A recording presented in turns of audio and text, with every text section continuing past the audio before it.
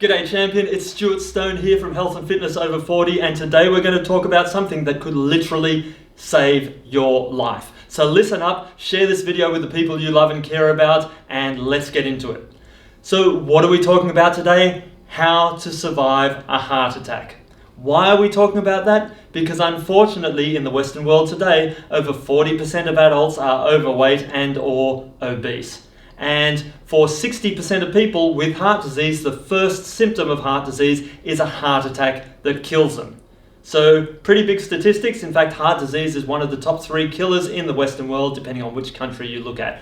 So first of all, what are the symptoms of a heart attack? Well, number 1, people describe chest pain, but a lot of the time it's not that classic chest pain. It could also feel like an indigestion pain or a crushing, tightening band-like pain around the chest. So it doesn't necessarily go specifically here, it can be a band-like pain around the chest. The second thing people describe is radiating pain either down the arm and or up into the jaw.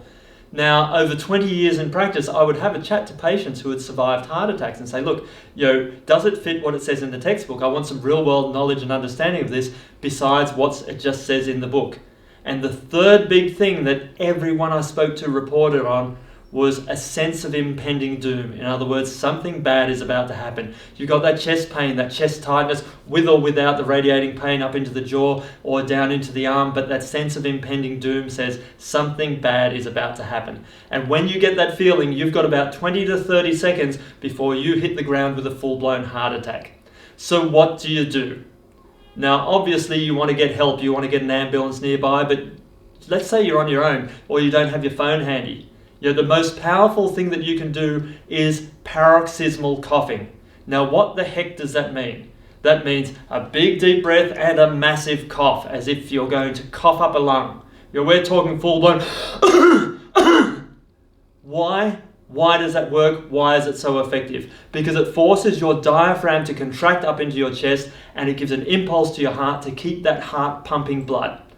So if it's just not enough power behind that thing to make your heart pump blood and keep getting oxygen to your brain before you hit the deck. So while you're coughing up a lung, going hard, going crazy, getting things to work, you've got a bit of time. You may have a couple of minutes to actually get some help, get some information to somebody else, say, hey, get me an ambulance, get on the phone yourself. But that whole time you want to be aggressively coughing. So how's it look? Big breath in, massive paroxysmal coughing like you're coughing up a lung.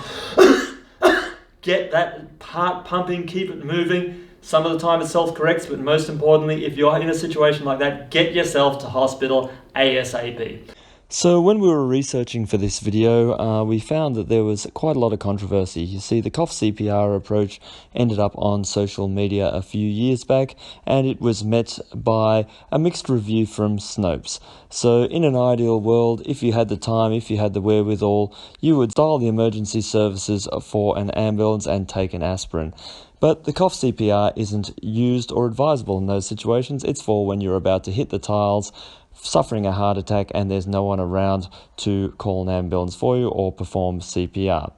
So as a result, it looks like that the American Heart Foundation jumped on the bandwagon and said, why isn't cough CPR appropriate in CPR training courses? Because unresponsive victims will not be able to perform cough CPR. Well, that's pretty damned obvious, because when you're unconscious, there's not very much you can do of anything. You can't perform CPR, you can't call for an ambulance, and you sure as hell can't call for a Domino's pizza. So this is what we like to say falls into the category of, but we don't want fake news. But wait, there's more. The British Heart Foundation had to jump on the bandwagon too. And we have senior cardiac nurse Christopher Allen saying that there is no medical evidence to support cough CPR. Well, we're going to show you again that this is another example of, but we don't want fake news. I found 5 cases of cough CPR having very positive effects in just a 10-minute search. So having a look at that one, you can hit pause and have a read for yourself. And then on the next page, we had another 4 situations of people using cough CPR to restore normal heart rate, or at least hold off from passing out and or dying before they were able to receive appropriate medical treatment. And then again, another 3 case studies here in under 10 minutes of me searching online. So what do we have to say to senior cardiac nurse Christopher Allen? Well, it's not that there's no medical evidence to support cough CPR, it's that you either don't read, won't read, or you're being deliberately misleading. Now, when we go to the formal research, again, blood shift during cough, negligible or significant.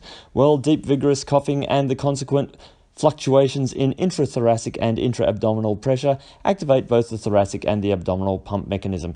What the heck does that mean? Well, when we look at the formal research, what it means is that you generate systemic blood pressure higher than those usually generated by conventional chest compressions. In other words, if you hit the tiles and someone has to do CPR on you, the pressure that generates to keep blood circulating through your body, which is the recommended method when you pass out, is not even as powerful as coughing. So there you have it, the research doesn't lie. So that's today's message. I want it to go viral, spread it far and wide, hit up your friends.